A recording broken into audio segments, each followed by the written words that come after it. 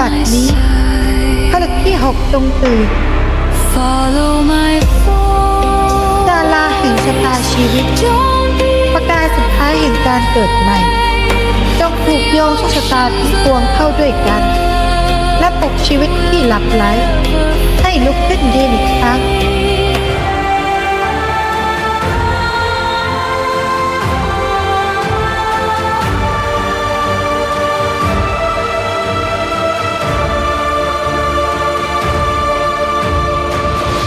หายมณีแล้วกันนะคุณอลิ